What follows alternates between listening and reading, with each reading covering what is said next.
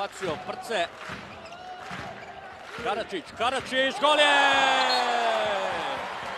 Ivan Karačić, ponovo prigra. 4-3, Karačić. Je li gol? Gol je! Tako je, Karačić.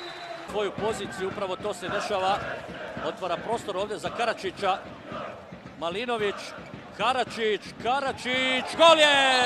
gol je! Krasno odigrano. Eto šta znači, Banješ je ukrao ovu loptu, Karačić neće rizikovati, nema ni potrebe. Sada gol Karačića, četvrti. 1 ili...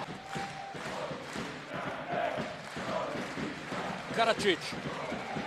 Ponovo igramo sa klasičnim srednjim vanjskim s Karačićem, koji pogađa iz lijepe akcije. Dovesti nas na samo -1 protiv favorizovane reprezentacije Islanda. I Malinović je tu ustao, spremit će se i on, dobit će i on možda po neku minutu. Karačić do kraja, gol je! 6. gol Karačić. Treba da iskoristi. Upravo je to Karačić sad i uradio.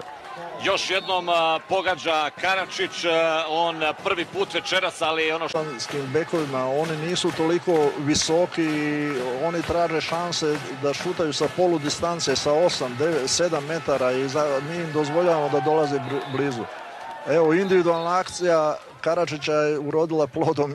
Dugo i organizovano, ali sada vrše pritisak Islanđani. Za sada dobra odbrana, ali evo gola, još jednog. Imaju publiku, 2-3 odluke sudija, bravo. Karačić konačno Karačić postiže gol.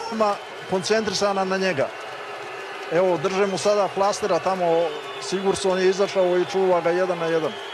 Ako ne Prce, nek se nađe bilo ko. Karačić pogađa Karačić.